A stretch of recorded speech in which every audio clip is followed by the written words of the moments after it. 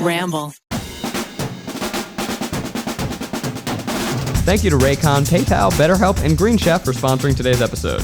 Our spots are different colors. Welcome to Guilty Pleasures, the show that loves what it loves. Each week we talk about one of our favorite Guilty Pleasure movie or TV shows, and this week we're talking about the Cheetah Girls. It's the summer months, right? So my beautiful co-hosts are off gallivanting the world, but instead of taking a hiatus, we said, you know what? We can upgrade this show. We can bring in even cooler people for the next couple weeks. I'm going to be doing just that. What's up? I'm Zach Kornfeld, and joining me once again, returning to the studio, we've got the realest, the greatest, the host of Black People Love Paramore, Sequoia B. Holmes. Yo, Sequoia.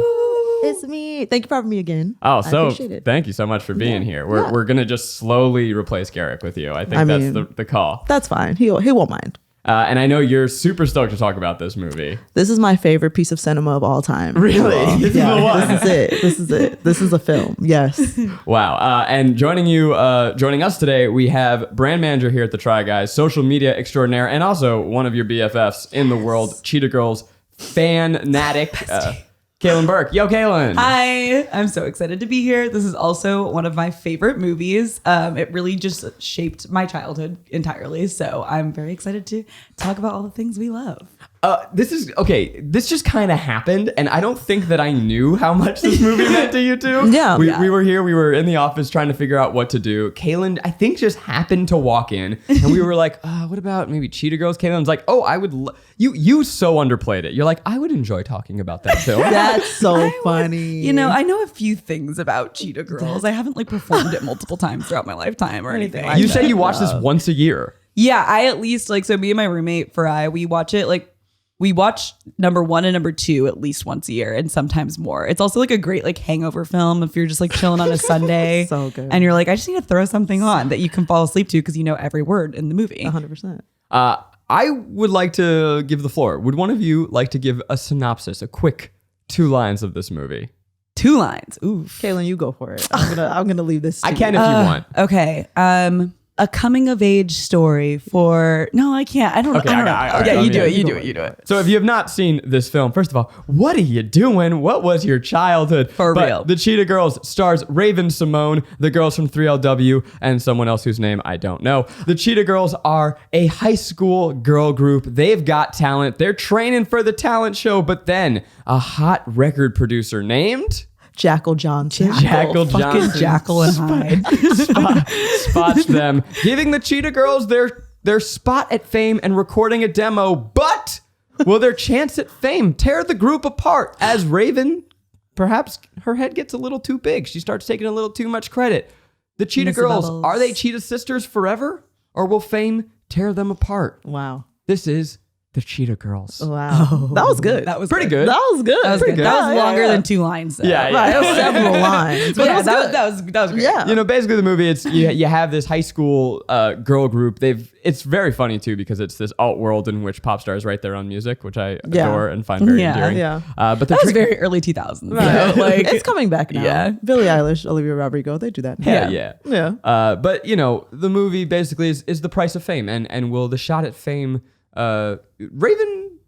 Well, we'll talk about her. Yeah. Why do you two love this movie so much? I love this movie so much because for me growing up as a little Black girl, the representation was astounding. That's exactly what it was gonna say. There's 2 Black girls, 1 Latina girl, and 1 white girl. The Black girls. And 1 white girl with a Black family. With a Black family. You know what I mean? She's not particularly privileged. Dorinda Sabrina Bryan is her name in real life. And it was just a good representation. I was like, wow, this is wild. And of course, every little girl wants to be a singer when she's young. That's a thing. That's exactly what I would have said too. It was one of the first movies growing up, and I was pretty young still when it came out that I really saw myself in. Same. When Dorinda whipped out that aerial on the streets of New York, I was that was you. That's my future. Knowing nothing about the world. Kaylin with her several broken bones from doing several aerials. But you're talking about when Dorinda just flips out of scenes. Yeah. Somersaults out of 2 different scenes. Yeah. This is not a personality trait, but apparently for you it is. I was a Disney Channel Kaylin? thing. That's not a personality trait. It is. Kaylin. I did 2 backflips last weekend. Very much that handless. She does them with no hands. Kaylin and Dorinda. It's a handless trick. But it was like one of my favorite things because it was like that was such a Disney Channel thing, and then Hilary Duff also started doing it in other films, and apparently it was just like the talented kids would just like improv it. Actually, that's like it wasn't a lot of times it wasn't scripted, and so that's why I also thought it was dope because I was like dancing and cheering at the time, and I was like, oh my god, I'm gonna do that. I'm gonna go backflip around New York in my film or whatever the fuck. You know, my 8-year-old the main self. character. You had main character syndrome at 8 years old. 100%. Literally. I'm searching my mind. Were there other Disney Channel movies that had black leads and black female leads? Like there weren't. What's it called? List. What? The color. The Color of Friendship. But Color that's Friendship. fucking That's about race. I know. That's what I'm saying. That was the only one previous to this. I think. Yeah, I think so. I really think. And that then was after on a very special edition of Disney Channel original movies, which is also a great film. It's a fucking it movie. is a great film. It's a great film. But this is just like black girl joy. This is pure black girl joy, black girl magic. Like this is the pinnacle of it. Yeah, and this is like when Raven, I feel like, really like got her because I don't think That's So Raven, which came first. That's What Raven was first. And then she got this lead, and then like kind of like that was her beginning of stardom. Right. It was like she stardom. was the first black girl with her own show on Disney Channel, and then she also was leading. Yeah, and then she got to produce stuff too. Let's fucking talk about Raven Simone because holy shit, she's a star. And she's incredible. And I don't know if you know this. No. Raven Simone means so much to me. It's actually she and she's like gotten in some trouble. Yes. Lately. I'm talking about young Raven. Young Raven, old Raven, she's mine. Yeah. You know what I mean? It doesn't matter to me. I'm always gonna have her. Yeah. Myself. I don't know if you know this. I was looking up stuff about That's So Raven. When Disney Plus launched, we're like, we gotta watch some That's So Raven. Yes. I couldn't believe the depth of her comedic talent at that young age. Oh my God. It was so good. So some little history on That's So Raven. She actually came in to audition for the best friend role. I know. Yeah. Chelsea, yeah. And she was so good. Yeah. Blew the producers away. Yeah. That they were like, we are changing this show. Yeah. This show's about Raven. And not only that, as a child, she became an EP on that show. Yeah, she became a producer. It's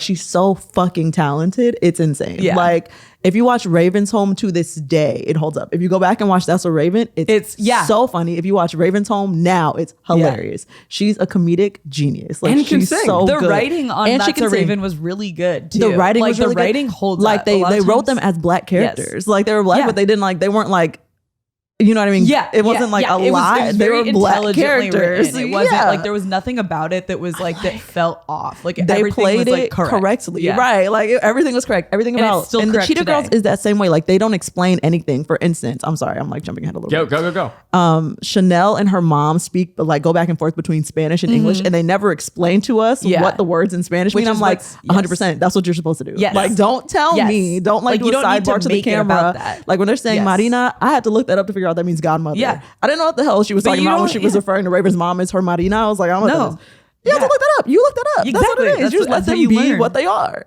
It's so good.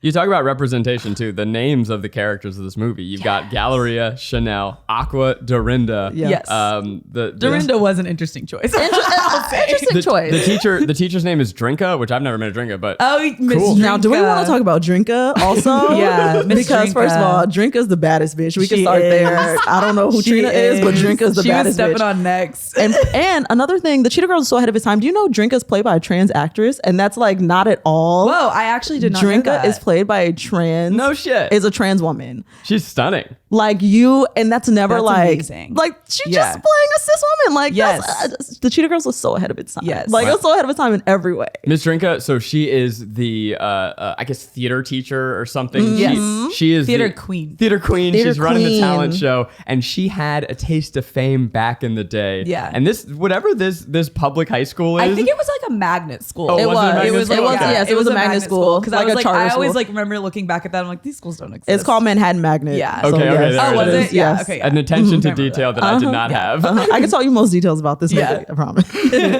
You brought the notes. I did. Right. But literally, it is a school that breeds talent. Yes. Everyone in the school wants to be famous, is going to be famous. The most famous record exec in the world, apparently, who is so famous that his face is on billboards, posters for up and coming musicians. He came there. He comes and finds new talent. Yeah. Which is a real thing. There is schools like that like the music industry like definitely like will come and like speak at and stuff. Like I started in the music industry, so I'm like, that is true. And you're like, huh, but this tracks. But yeah, like it seems like basically the talent show is like their like national basketball game at the end of the year. It's like it's their national championship. It is the talent like show such is like a big their thing. Biggest school event. Yes, they're competing to see who's going to be the next star, who's going to be the next Jackal. And those little boys are trying to come for them. Yeah. Oh my God. Yes, they wasn't really cute. No matter how you're feeling about getting back out there, there's no denying that it's a bit of an adjustment. So when the world gets too loud, something that I love to do is create my own soundtrack by popping in my Raycon wireless earbuds. You're on the move and the world is moving to the beat that you choose. Sometimes you need upbeat music to pump you up, or sometimes you need to stay calm with some guided meditation. Whatever it is, Raycon is the way to do it. They have a 32-hour battery life, so you can listen to what you want, when you want it, for a really long time. And they start at half the price of other premium audio brands. But they sound just as good. Like, what? What magic is going on inside these little buds? Look, you think I sound good? Wait till you hear me in a Raycon.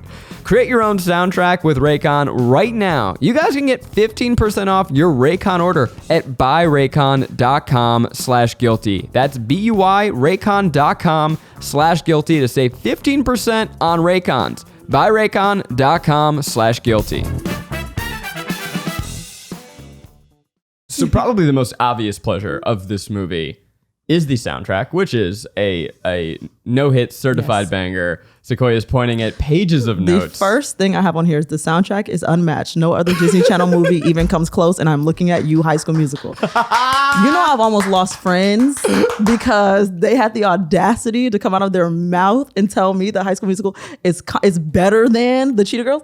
I don't care in what capacity you're talking about, soundtrack or film. Listen, High School Musical is also a copycat. Like, it's literally it came after because of the success of the Cheetah Girls. Fired. Okay, well, no, High School Music that, and it also is literally like basically like it's Grease. A script copycat of Grease. Yeah, it's like, it is Grease. It's basically Grease. It's nothing. Cheetah Girls is an original IP. First of all, that is Cheetah based on a Girls, book. several books that I read, all of them. I passed them on to my niece. She looked at me like I was crazy. She was like, "I'm not reading this, you old bitch. Like, I'm not reading this. So why would I read this? I'm not." And it's like, well, yes, you are. You are actually gonna read it because it's integral to your growth. Yeah, I had all the CDs. I would love to find a vinyl. All of them. I would. I like that. If anybody wants to give me a gift, you can have one of my. Ryan and Tiffany both bought me Cheetah Girls vinyls for Christmas. Oh my God. They both bought me Cheetah Girl vinyls. Yes. Sequoia, please. You can have one of mine. Thank you. can I have say it. that like incredulously as if I'm not the owner of 2 Josie and the Pussycat vinyls. So I mean, because taste. You have taste, obviously. Yeah. But I mean, the soundtrack, like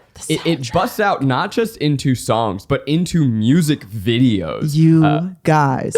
And if you ever listen to the lyrics of any Cinderella, of these songs, oh my God, Cinderella was my favorite track, and so I performed it in one of my like college honors discussion courses when we were talking about like the Grimm brothers stories versus like modern day fairy tales. I performed the Cheetah Girls Cinderella for extra credit because it was yes because it was ahead of its time. I also had my honors teacher was very like, she was into it. She was into the feminism, the diversity, the theater. That. She was like, oh my God, this is the best thing I've ever seen. Wow. The lyrics of which are, I don't want to be a Cinderella. Sitting in a dark, cold, dusty cellar. Oh. Waiting for somebody to come and set me free. Oh, I don't want to be like someone waiting. Come and save me. They said, I will free myself. Yes. I don't need these men. I have never had my feminist awakening. And I had my feminist awakening in 3rd grade when I was 9 years old because of the Cheetah Girls. They said, I don't need these men. I'll do it myself. While I sit here like, those bitches, Cinderella, I would never be her. And that's how I got an A+ in my honors discussion course. Couldn't be me. Yeah. And that's how I graduated from college. Right. And there was my 4.0. Yeah. It is unabashed girl power. I mean, it's girl power, growl power, which I never knew those were the lyrics. It's girl power. I don't even Growl think that's power. true. I Yeah. don't think that's true. No, it is. Is it? Yeah, I've never heard growl. No, I also know this because when I was younger, we used to like, obviously the movie was like a huge deal, like on the playground. Yeah. But we used to like do performances. Same. Same. Okay, wait, real quick to pause your story. Who were you when you like cosplayed? Raven. I went back and forth between Galleria and Aqua because I identified with like both. Like I was I like the main character energy, but I also like the oddball like esque like character traits of Aqua. So I like went back and forth. Totally. Aqua was Keely Williams, Southern girl. Yeah, the okay, Southern dope, girl. dope. and she had hot sauce in her bag. Yeah, I wrote that down too. The first hot sauce. Beyonce. Who is Beyonce? The first hot sauce in her bag. Okay. Literally, Keely Williams in this movie carries around hot sauce, is told by Raven, that's not very pop star of you, but that's how they sign their record deal. Is she pulls out hot sauce in her bag. Hot sauce. And Jackal's like, I'm from the South too. And we're like, Jackal, shut up. I'm a Southern belle too. Do you think that Beyonce watched this movie?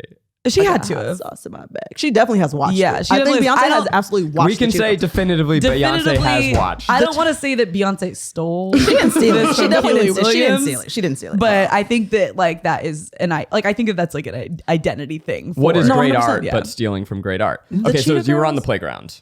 Oh yeah, we performed on the playground many times. The children got very tired of it. Same. But that's how you knew it was growl power?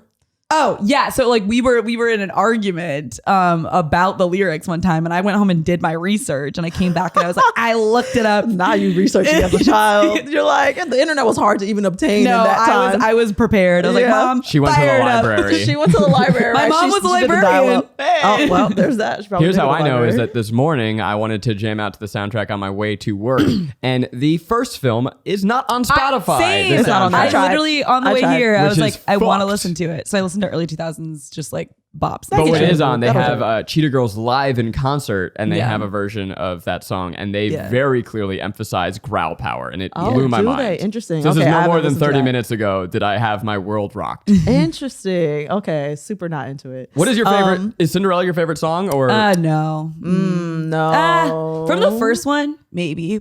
But I think that's the other thing. I feel like number 1 and number 2 can go head to head for like which soundtrack's better. I've never seen number I 2. think the second one is. I think the second one has more like legitimate songs that you can yes. hear like on the radio and be like, and the like, first Strut one is was a like, song. yeah. Strut is like Strut the is a one song. that like when you're out with your friends, you put it on. Me, you, and don't- Ryan used to Right. throw it on like when we were like on our way to like pregame for something. The party I'm gonna just play begun. Strut because I don't know this. Oh my Okay, God. go for I have it. never seen this The movie. party just begun. Oh Also. my I'm just gonna God. jump to the middle.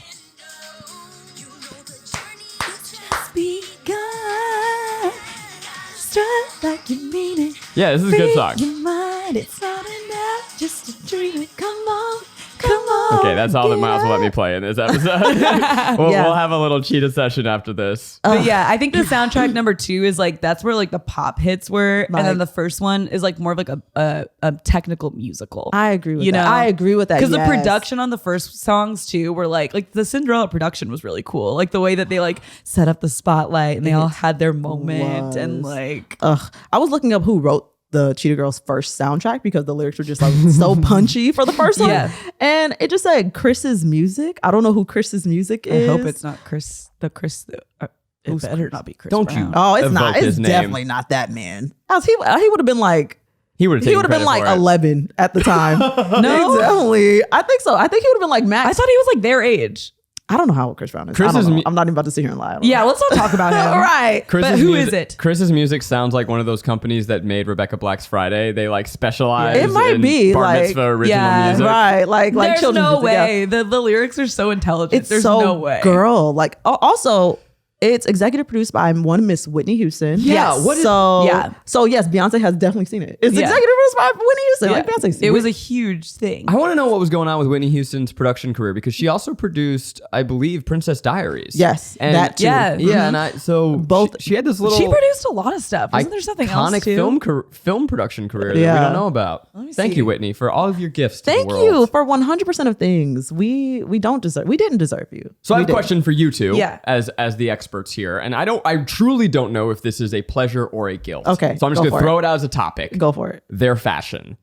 Oh, A pleasure. A pleasure. Okay. the blueprint. A pleasure. Right. The blueprint. Clearly, The blueprint, like I don't know. Yeah, to me there were some questionable choices made. No, what point one out? What was questionable to you? Yeah, let's. I would love to hear. Opening scene: Keely is wearing a giant frilly pink leopard leotard skirt over blue tights, white cowboy boots, and a white button-down shirt. It's just a lot of choices. Do you hate the South? Are you saying you hate the South? Okay. Is that what it is?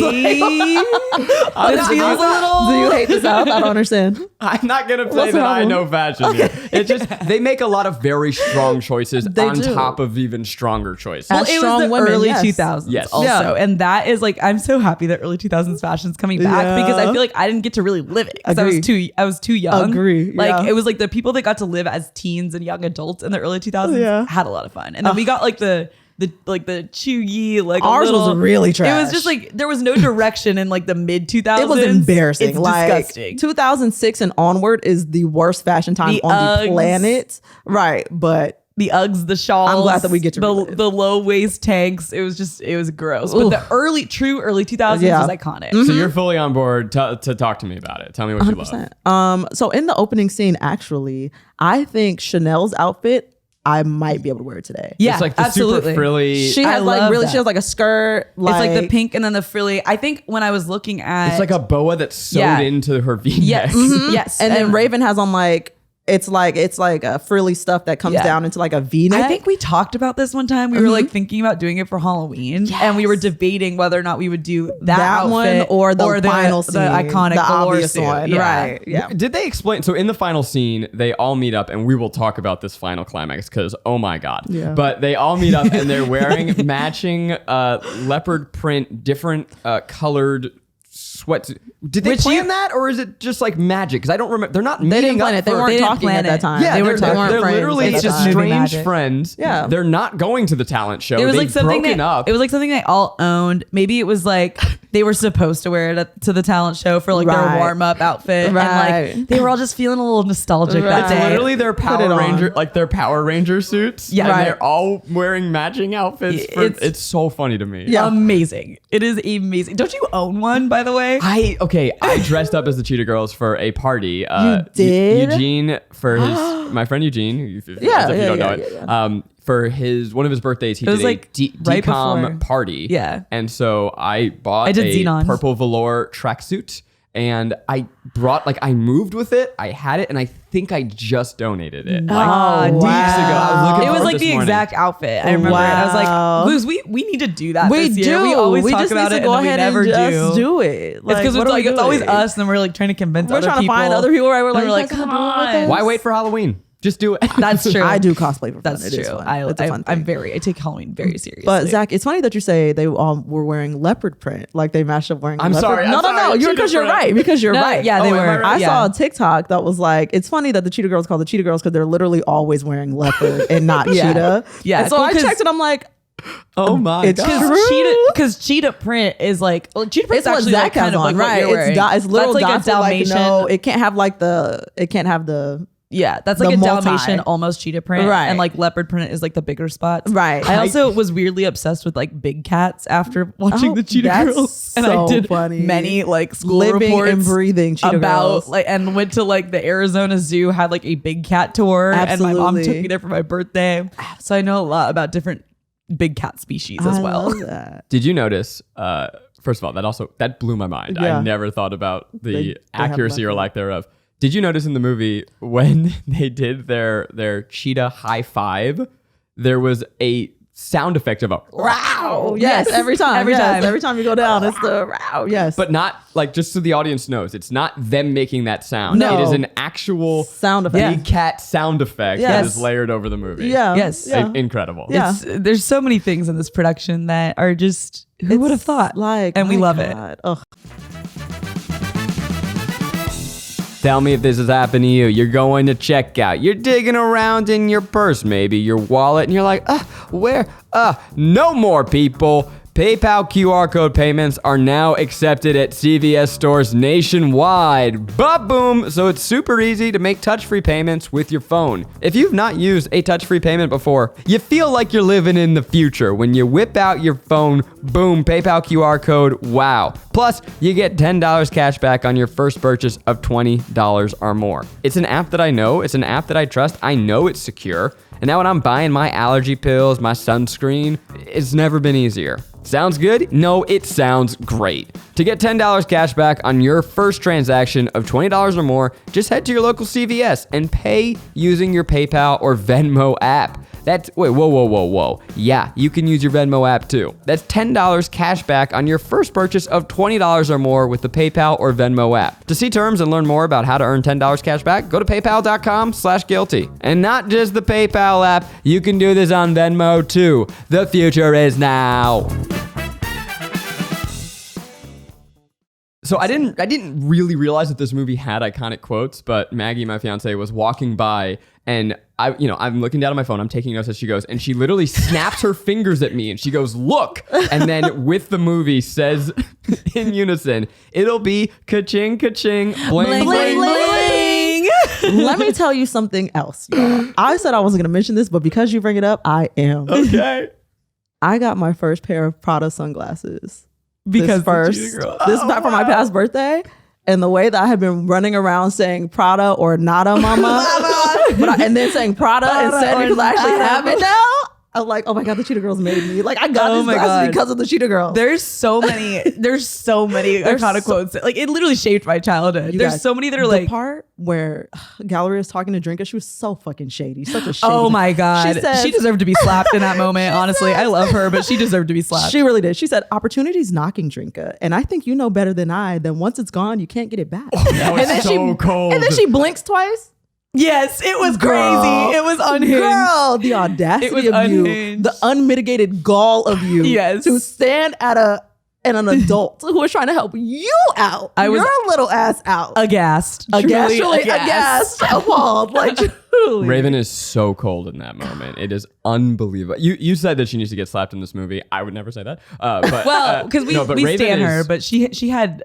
and that's why her character is the best, is because she has the most character growth. And that's why Aqua almost slapped her. Yeah. Aqua was like, "You didn't handle this, and now I will." And I just need to say it. Galleria is rude as hell in this movie. She is. Yeah. She's very rude.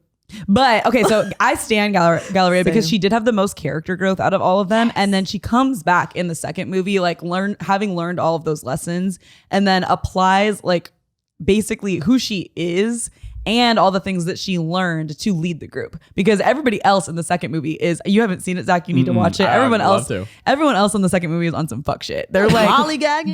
They're being lazy. They're like, "We won that talent show. We don't need to do anything." I'm like, you guys are in Barcelona. Right. Okay. I'm like, Raven's like, "So are we going to rehearse at some point?" And they're like, "I want to hang out with the count. I want to hang out with this boy. Hang out with the girl." Raven's like, "Okay, she's trying to be nice. She's really trying to be nice." Yeah, because she learned from the last movie. She's like, "These are my friends. Right. I can't like." She's like, "They have lives. I'm not their boss. They have lives. I want to support them and what they want to do. I can't control them, and I can't control them." She learned all those lessons, and she's really trying to give them grace. She was, but those girls were acting up, and they were playing with her. I was getting. It was frustrating. And she said, "You know what?" She said, "You know what? I'm gonna take my ass home because you motherfuckers are playing, and I am not about to get on stage and look worldwide a damn fool stage because y'all are playing games with me." Yes. Yeah. So she did. She really learned all her lessons in the first movie, and she went on ahead in the second movie and tried to apply, and the girls were playing with her. Yeah. But Raven, was she ever wrong? She was wrong. In the first movie, she was wrong when she wouldn't let Dorinda be poor. Like, girl. And she was honestly, she was wrong for the way she talked to her mom on some of the things too. Like the way she spoke to her mother. Their banter was so fun. It was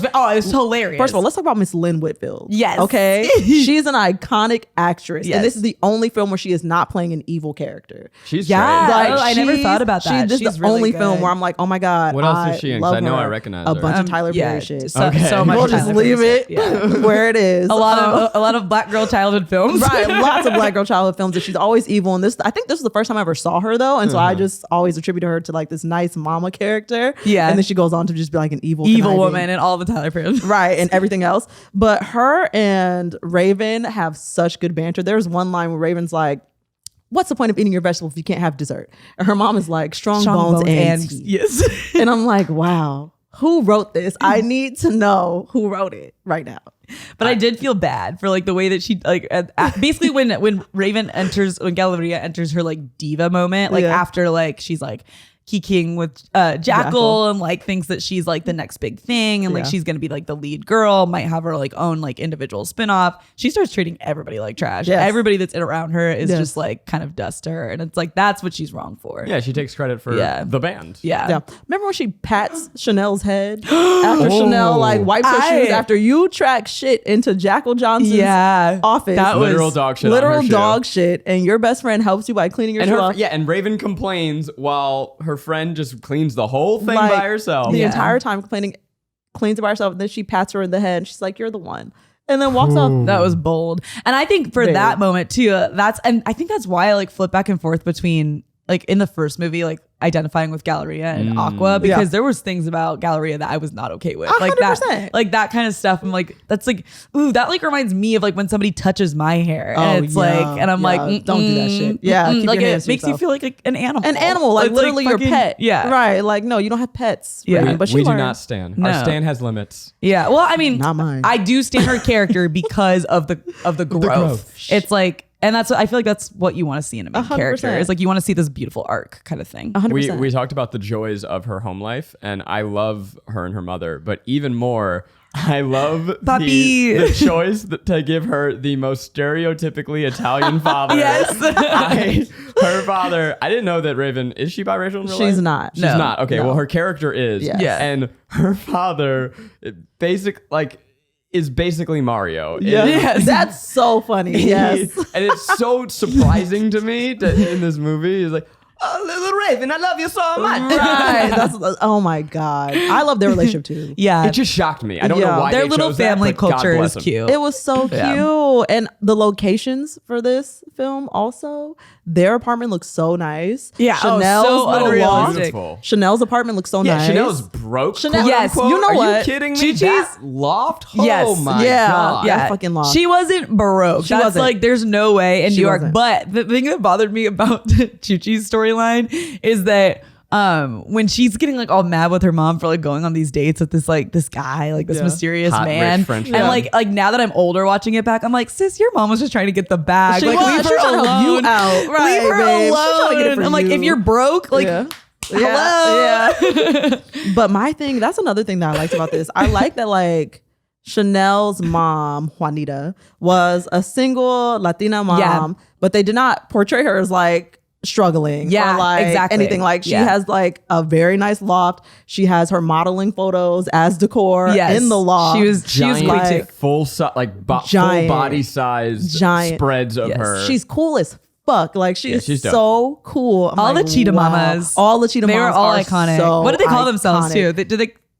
Was it the Cheetah Mamas? Can we talk about Cheetah when Mamas. they were at the talent show watching how Mama Cheetahs. Mama Cheetahs. That's both what of it the is. Mama Cheetahs were wearing matching babushka looks? Of course. Oh yeah, they're like in their the wealth hiding under the scarf. Oh my God, it just so cute. oozes. Oh my God, there's so many quotes too. Just I'm like, now that I'm like thinking back about like rewatching it, it's like, what is that one line too where she's they call each other up and she's like, Chi-Chi, it's Gucci. Yeah. Like there's just like there's so many things that I would quote like so much in my childhood about it. I'm like, oh God. Oh my God. I'm shocked that more of these like aren't sounds on TikTok and stuff. Oh, like yeah. we need to make what it do happen. you want to do? Right. What do you want to do, happen. Kaylin? Just say the word. We need to make it happen. For sure. Yeah. I was going to talk about the lingo as well. Like they're so like they incorporate cheetah everywhere that they can. Like the mama cheetahs, the cheetah chatter. Her mom says it's cheetah crazy. Raven says at one point, like everything is just like anytime they can say cheetah, they'll say it. Which is it reminds me too of like the writing in Xenon. They also do that with like do the they? like Zetus Lapidus. Zetus Lapidus. Lapidus. Like everything like has like its own like little like like lingo that's like not real. But it's very you don't get tired of it. I saw a tweet the other day that was like, this can't be the same 21st century that Xenon was talking about. I saw that. And then wait, I think you reposted it. I did. Yeah, I did. To them, Cheetah Girls is not just a group. No. It's an ethos. Yes. It's a way absolutely. of living. There's this For us too. Yes. This permeated my life. Truly. This is my religion. There's that scene where is it Dorinda breaks down crying because she's a foster child. Yes. Yeah. And God, I forget everyone's name. I'm sorry. Who goes to see her? Chanel. Okay, so Chanel goes to see her and is comforting her, and she goes, you're a cheetah girl because of what's in your heart. Yeah. And I'm like, oh shit. This runs deeper than just the music. Right. No, you're not cheetah girl because you're in this little band. You're a cheetah because you're a cheetah. Cheetah Girls is basically like a sports film for young, like, diverse girls. Because like if you think about it, like guys always have that, like growing up, like the what is this Rudy fucking what is it, Sandlot, like that kind of stuff where it's like the message is in the heart. Like you're a player because of what's in your heart. And it's like, as a girl growing up, you didn't really have those things quite as much. And so like that's what Cheetah Girls is to me. It is my like message film. It's like very shaped like who I could be in life kind of thing. Kaylin, 100%. That is a revelation. that is a snaps moment. We're gonna pause. 100%. We're gonna snap. Thank you. Yeah, I mean that's I get it. I'm on board. Yeah, 100%. Another thing I want to talk about was the age of Derek. Derek is her white boy bae. The love interest. The very sudden love interest. Yes, very sudden. And he was aggressive this too. Man is, first of all, 27. The rest of the girls are one like, time recently. I was like, what's he doing now? I did too. He's not as cute now. He's older. He's definitely not as cute. But the other girls are playing their age essentially. They're supposed to be like 17, older, I think. Yeah. And they're like 19, like the 18, casting 19 back then. Right. The cast was like good. I don't know how old Derek was supposed to be, but like my man's could not pass for a 17-year-old. I want to see what age he was when they were playing. Because that is messy. Because he looks old. Messy. Yeah, I'm like, that's messy of Disney. Okay, that's weird. Do you notice the scene? Okay, so there's a scene in the cafeteria where he like tries to skeeve on them and they're like, no, walk away. And as he's walking away, there's the very classic klutzy moment where someone walks into them with a tray and they all knock over. But it's not just the walk into a tray moment that you remember from every movie. I need you to go back and watch this. The stunt actor full on takes a tray, bashes it over his head. Yes. I literally thought it was a fight scene about to break out. It was like, if this was in really prison, aggressive. He would be dead right now. That shit is how you kill somebody. Like literally, like he was throwing hands. It is so aggressive. He was really committed. He was like, if I'm going to be on set today, we're going in. I'm going to do it. They're going to remember me. This is my one background moment. Right. I'm gonna I feel like that background actor, like that actor did something to him and he was exacting his revenge. The sound effect is not just like, oh no, it is the sound of porcelain cracking a skull. Done. That had to be added in afterwards though, but it was crazy. I can't believe they didn't do it again. All the little girls were like, hee. Like afterwards, they're like, oh, look, that's so embarrassing. Like, girl, your man's just almost died. Yeah. We're talking about concussion. Right. Like, go check on him. Get up. Didn't he like spin up afterwards and like gave a look back too? Yes, he did. He's like, it's fine. They like get up like they're cool. Yeah. That actually makes the love story less surprising to me because I think he had suffered brain damage. That's what it was. Lost the ability to be mean after that moment. That's what it was. Yeah. And so suddenly he was never mean though. He was just aggressively flirty mean. Right. Like it was that total teen like you classic think being Helga G. Pataki. You think being mean is flirting. Right. Life is hard sometimes. Okay, I'm just going to go ahead and say it. There is a lot that is weighing on me in the world, and frankly, I need someone to talk to. I have my friends, I have my family, but it also is great to have someone who's a professional, right? That's why I love BetterHelp. We've talked to you guys about BetterHelp. I think it's wonderful. If you are on the fence, if you're thinking about it, what are you waiting for? Now's the time. BetterHelp will assess your needs and match you with your own licensed professional therapist. You get to connect in a safe and private online environment. And it's so easy that you could start communicating in under 48 hours. If you don't know how it works, it's so easy. You get to send a message to your counselor at any time. You're going to get timely and thoughtful responses, but you also can schedule video and phone chats weekly. So many people are using BetterHelp. They're recruiting additional counselors in all 50 states. We want you to start living a happier life today. As a listener, you'll get 10% off your first month by visiting our sponsor at betterhelp.com/guiltypleasures. Join over 1 million people who have taken charge of their mental health. BetterHelp.com/guiltypleasures. Now, I know we're going to have to address the actual storyline at some point. We haven't I know even gotten that's there. coming. Are you not ready for it? Yeah, I'm ready. I'm prepared. Okay, let's do it. Yeah. Let's dive in. Yeah. Let's cartwheel it. Well, what part of it? Huh?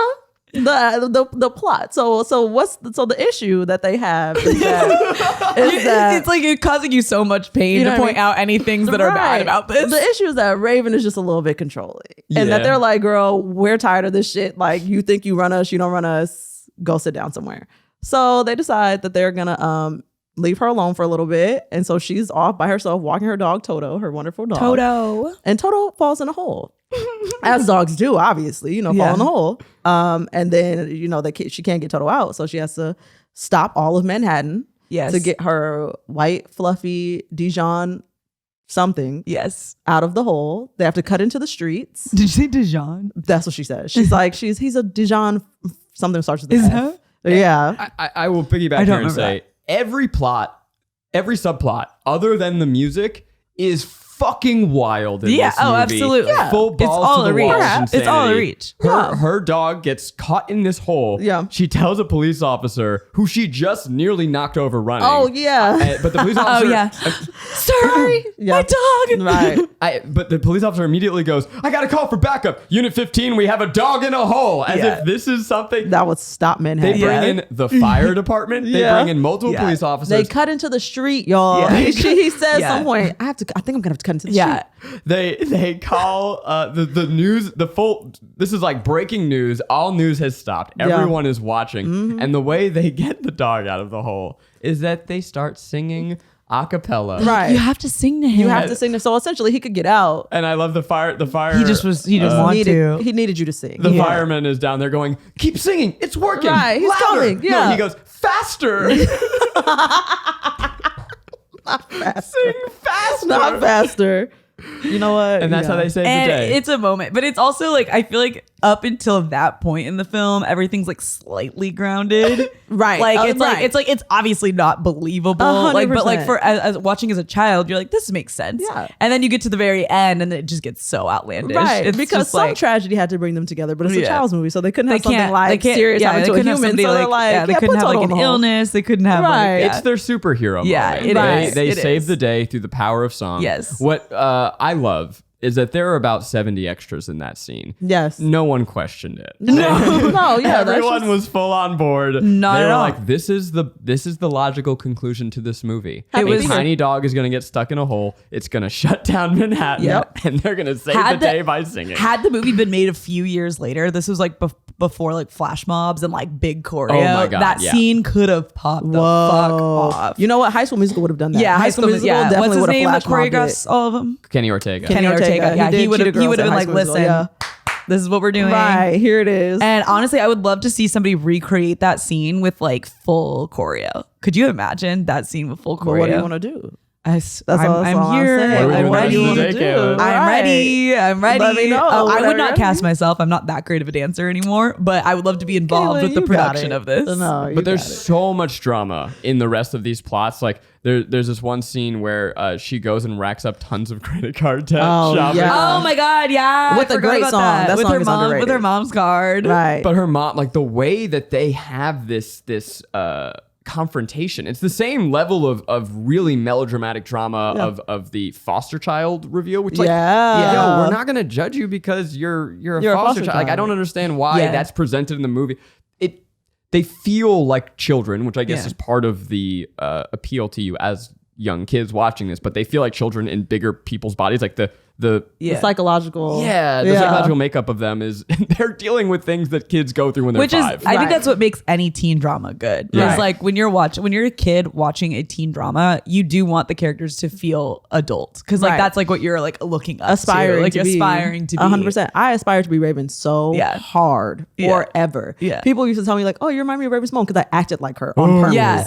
On purpose, I behaved like you're Raven's like that mom. is me. I want to be Raven so bad. Can all I the tell hairstyles. you something that I discovered a couple years ago? What? Okay, I'm going to tell you something, and it's either going to blow your mind or you won't care, and then we're going to keep moving on. I'm ready. I was watching That's So Raven again, and I'm like, why is she so familiar? Her affectations, her comedy. Liza Koshy's entire career is emulating Raven Simone. And I do not mean that with any shade. I think she's phenomenal at it. But like, you go it's watch, the same kind of comedy. I guarantee you, Liza watched Raven as a kid and just like, and is like, that's me. That's who I am now. 100%. Absolutely. Yeah, that's like the mannerisms. It blew my mind. I'm like, holy shit, there she is. The impact. It's like the mix of like, what's it called? Slapstick and it's very, comedic timing. Very physical comedy. Very it has specific. A little bit of like Jim Carrey-isms. Yes. It's the tone of her voice. It's very specific. Yeah. And Raven's the only one who like did it well back then. Like honestly, she had her very own specific like character that served her well for very many years. Many years. She's also been on my television since I was literally old enough to watch television. Why? What did Raven do that like makes her questionable now? A couple things. Yeah. I don't know if you want to go there. I'm just curious. I think we should. Okay. We should. Raven, probably like 10 years ago, pushing 10 years ago, less than that, but pushing 10 years ago. She said that she wants people to stop calling her black. Oh yeah. She didn't say that she wasn't black. Now she didn't say. She said she wants people to stop calling her black because she is American. Oh, is this like why does she have to be? I don't see race moments. Kind of. Yeah. Right? She's like, why do I have to be black? It was also like, amidst like her having like, I feel like she was kind of having like a public like moment, like breakdown moment almost. And it felt a little like manic to like, you know, she did seem like she was having manic moments to me as well. Obviously I'm not Dr. Like, but it didn't seem like she was being completely herself at the time. No forgiving anything that she has said or done. I don't envy anyone who grows up under public spotlight. 100%. Oh, yeah. Very much that. She talks about that now. Like it's like an immediate trauma, especially like when you're that young, and like just like things like playing opposite a 27-year-old man, if that's really how old he was. Right. Like, that's like super inappropriate. All of that is traumatic. Like it's so much. And then she, like being an EP as a child is really cool, but I'm sure that put her in circumstances that were like not 100% things that like a child isn't ready for. Shouldn't be privy to, all those things. Like she has a YouTube channel now with her fiance. Yeah, she came out of it a little bit. And I was watching another issue. I was watching her YouTube channel because as I do, you know, and they were doing like a Q&A or something. And somebody was like, do you listen to Nicki Minaj, you and your fiance? And she said something along the lines of, oh, I don't remember this one. It just triggered me. It probably wasn't something that actually hit the public, but it irritated me. She was like, I'm a creative and I need to be in a creative headspace. I can't listen to something ratchet and abrasive and angry like Nicki Minaj. You said you can't listen to something ratchet and angry and abrasive. I didn't like it. It triggered me. That said, people are always on Twitter talking about who they will trade in the race war. And Raven is a name that often comes up. Yeah. You would have to pry her from my cold, dead, deceased hands. Okay? I acknowledge the problematicness of Raven Simone. She became problematic probably because of the childhood traumas 100%. She talks about that on her YouTube channel. So it's like, I give her some grace with that. I do. But what she gave us. Yeah. She gave me, and also, personally, I'm just biased because it's definitely shaped, like all of her childhood work shaped who I became. All of it, like literally. I literally did do the singing in front of the classroom thing when I was with all my friends. I was like Raven. I was trying to control them. I was like, why are you off key? Why are you off key? You're here. You need to be here. Let's go for it. Yeah, I had some moments like that too. Yes, had to. But yeah. Okay, moving us on to something else. Let's talk about Jackal Johnson real quick. I want to talk about Jackal Johnson, the character, but also Jackal Johnson, the actor. I'm going to say, I think that this man was miscast, and I think they did him so dirty. As a man, I'm just going to, this is now a moment for me. Go for it. As a man with chronically thinning hair, the last thing that you want to do is spike thinning hair and then backlight it. This fucking guy he's like the hot, cool music producer, and his first shot is just a silhouette of his scalp. And it is so it is so rude. It is rude. Like, what the fuck are you doing? It is rude. I feel like regardless of the hair thinning though, the style that they gave him was to like, as like the viewer, you were supposed to understand that he's a slimy dude. But you know, mission fucking accomplished. Yeah, 100%. But I thought like the way they present in the beginning, I feel like they wanted to cast a fucking Timberlake or something. I agree. Like he was supposed to be charismatic, that's true. and he wasn't. And then he wasn't. Like he's supposed to be charismatic, and then through the course of the movie, you go like, oh, actually, something's like, wrong with him. There's some cynical stuff going on here. He feels like dad cosplaying as cool. And I mean, no offense to this actor, he's had a cool career. He's done some really cool voice work. But he voiced Tuxedo Mask and Sailor Moon in the movies. Like he's been working and good for him. Yeah. But fucking like my heart. Yeah. I was like, God. Yeah. That I don't know. I kind of disagree because I feel like that they were trying to make him look off from the get-go. Like, did you guys ever see Big Fat Liar, another fantastic. Did I see Big Fat Liar? Fantastic. We will be discussing guilty on pleasures. the show. But you know his movie. character as like Paul Giamatti? Yeah.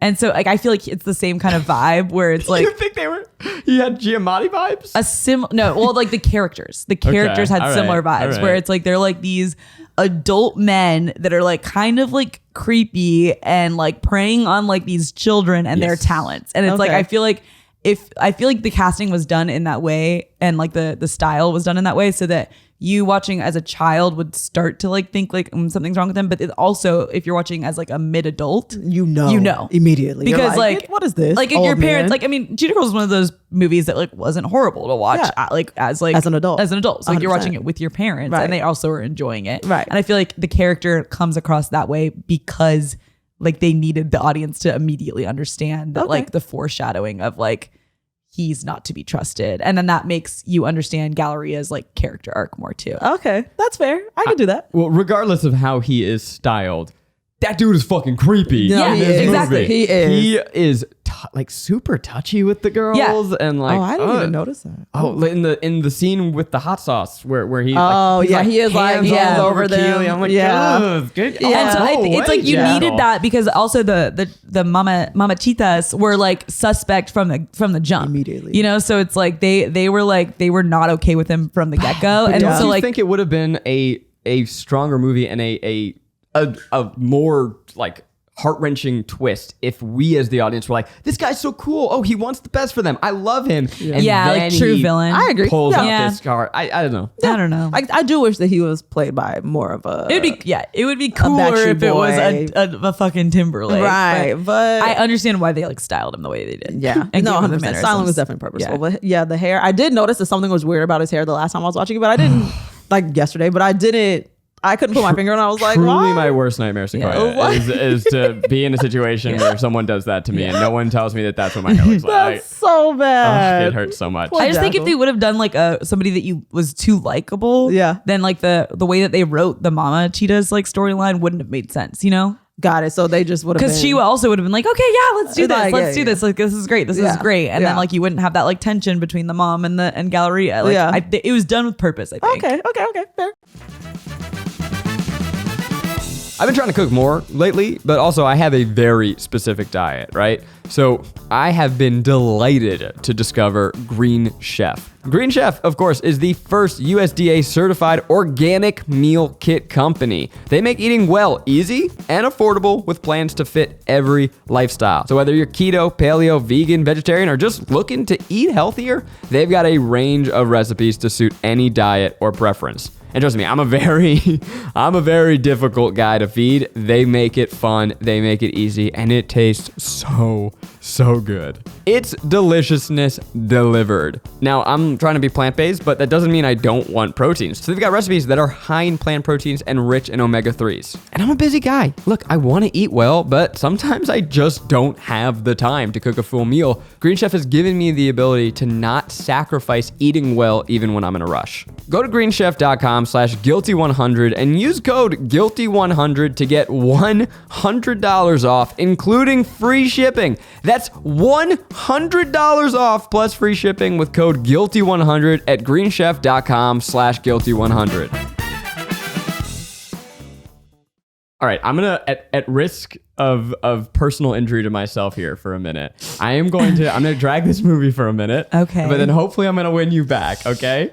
Because Sequoia's stretching out. No, please don't mind me. No, yeah, I'm listening. I'm ready. Cracking her knuckles. I'm ready to go. This movie is very poorly made. And I actually think that makes me more impressed with it. And what I mean is just genuinely, like, it is a cheaply made movie in a way that shocked me. So the opening, all right, so Kaylin is looking at me like I'm crazy because she's watched this movie every year from her childhood. She's writing, are you writing a rebuttal to me? No, I'm Googling the budget. What does he mean? No, and I bet you it was low. Okay, the first scene, the sound, like you never want to be aware of sound, right? Okay. So it like clearly was shot next to a highway. Like the sound quality is low. The opening shot of the movie is the shot of, it's like a park and it's this very shaky camera coming from the sky over silence. 3 seconds in, then music hard cuts in.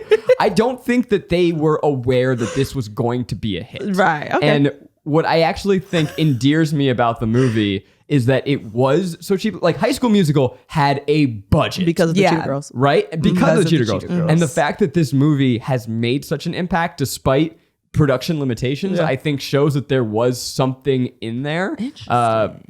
Because so you're saying it's an indie masterpiece. That's how I'm going to take it. So Kaylin must have looked up the budget and it must be low. Well, no, actually, I can't find the first budget. But the second one is a big budget. Apparently, Cheetah Girls One World was $25 million. Oh, I know that they went to fucking India. Yeah, no, $25 million. Just looking at it, you can tell it looks. But like I can't it's find the expensive. first one. I need to like do some more. Yeah, the first one is definitely lower. It was budget. definitely lower. But what shocked me, okay, like High School Musical, and I'm not saying it's better. I'm not going to say that in this room. High School Musical is a TV. Would you say outside of this room? I don't know. I'm not ready. High School Musical is a TV movie. Cheetah Girls is a made-for-TV movie. Like it is. I'm gonna have to disagree with you here. I think it could have been played in theaters. No, I definitely would have seen it. I would have seen it. My parents would have taken me immediately. I understand what you're saying, though. But like yeah, the technical production, the technical production is not there. Yeah, it's like the same as which also came shortly after too, and I think because of like probably the success of Cheetah Girls was Twitches was like very similar too. I fucking love those movies. I was thinking definitely about that. Not, definitely not. About this. Like you want to go? Me and Fry watched that back again too, and the graphics are. A mess. Yeah. But so there's things about the it. The next time you and I watch the Cheetah Girls or Twitches, invite me. Yes, over. please come over. Please come over. It happens very frequently. I need that in my life. Thank you.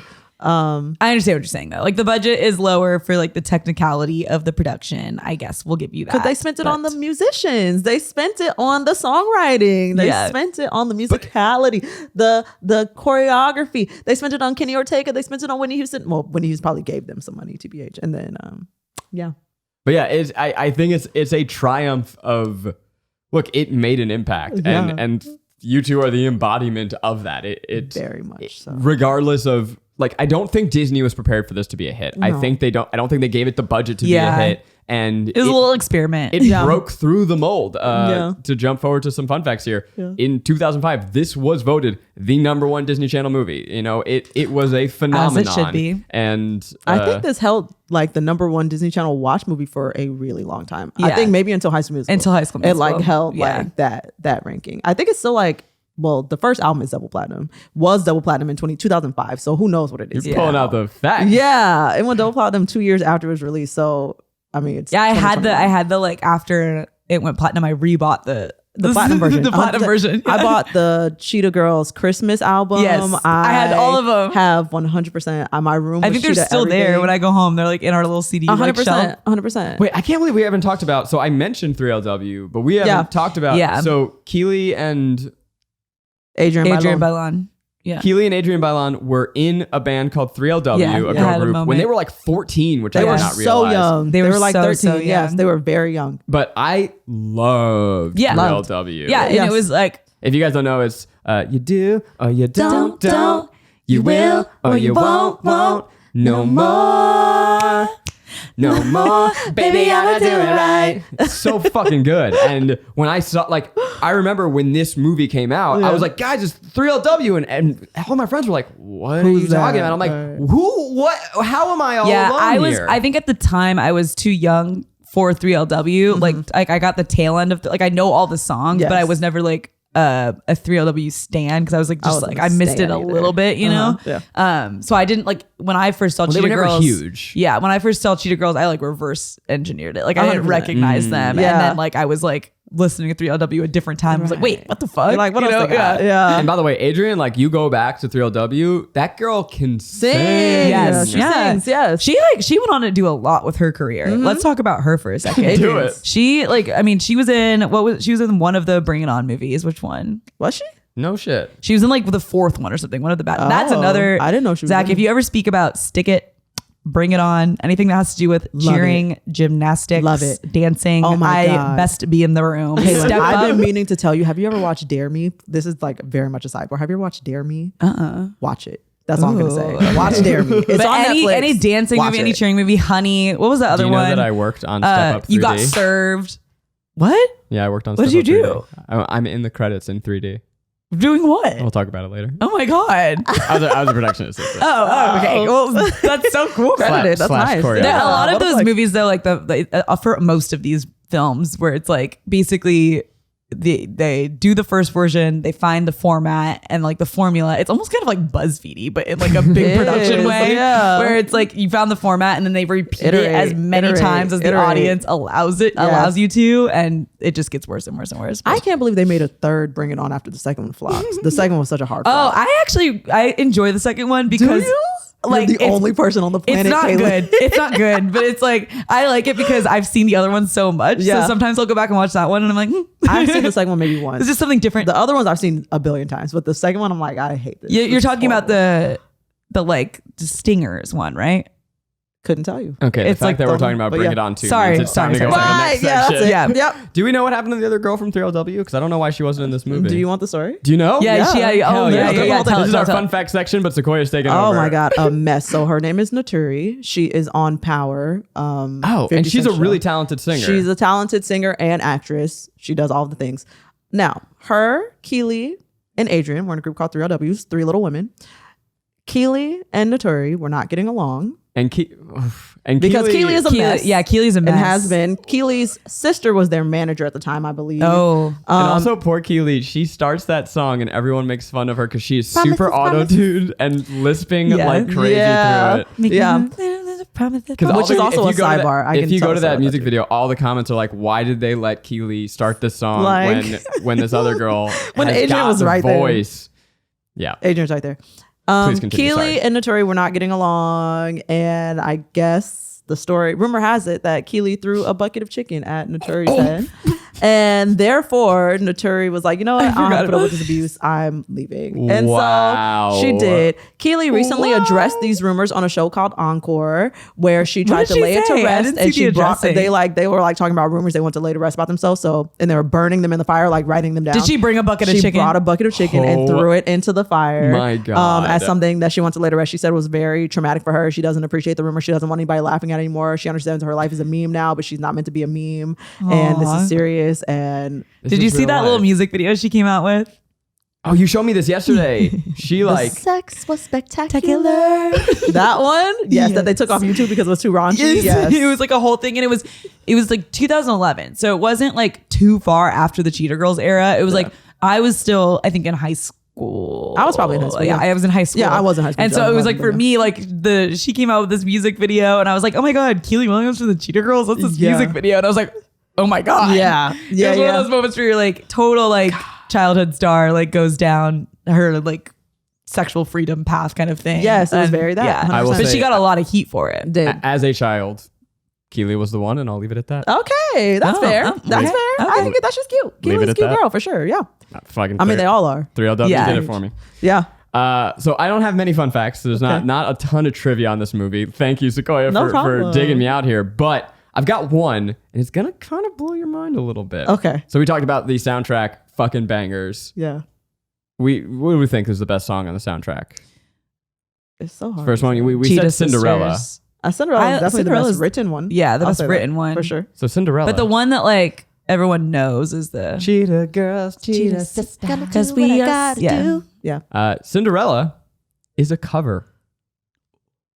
Oh, you actually, know what? I think I did know that. It was by what? It was by Play, right? Yeah. Too much. And I think I remember. It's a Swedish girl group. Yes, which I also loved. I didn't know that until I did that little performance in my class, and I like was doing research on it, and then I put it out of my mind. I forgot about that. Incredible. Well, this is the part of the show where we decide, is this movie a pleasure, a guilty pleasure, or just plain guilty? And really, this is your chance to kind of give your last sell. Should people watch this movie, and why? This movie is purely a pleasure. Like, there's nothing guilty about it. I feel no way about loving this movie. Every little girl should watch this movie. Every little girl. Yes. Everywhere. All identities. Everyone, actually. I agree with Sequoia. It is a pleasure. You're gonna say it's a guilty pleasure, but this is why I think it's a pleasure, because I have watched the movie back with people who like didn't see it as a child and watched it at the age I am now, or like in my 20s, and people that are seeing it for the first time, enjoy it. Yes. So it's not where I've done that with High School Musical with friends.